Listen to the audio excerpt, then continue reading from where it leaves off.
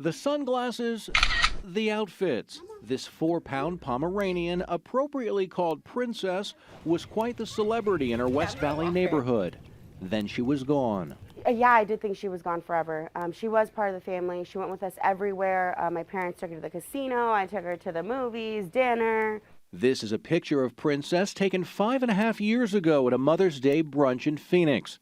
Minutes later, she disappeared when someone walked off with a cute pup when her owners weren't looking. We were all devastated. We were out there for hours just looking.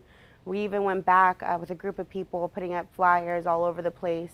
Princess was never found, and the Gonzalez family did their best to move on. Then, out of nowhere, the family got a call from this veterinarian's office in Surprise last week, telling them a Good Samaritan had dropped off Princess after finding her near their home. I was just happy. I called my mom. She always had hope. She always knew we'd get her back one day. I lost hope after a few years. I just hoped that she was with a great family, but I was very excited that we found her. I lost for words. I was sleeping and my mom just yells at me, saying, "Dylan, guess what?" And I'm like, "What?" We got a call that we found, that Princess is back. And I'm like, "Wait, what? Like, Princess? 5.5 years later?"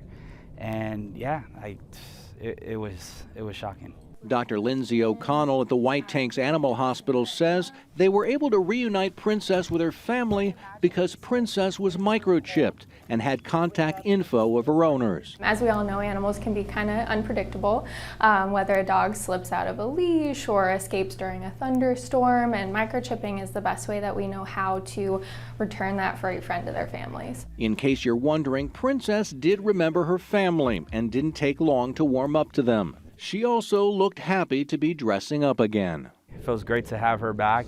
You can bet the Gonzalez family will be keeping a closer eye on Princess from now on, but they have no intention of cutting back on her wardrobe.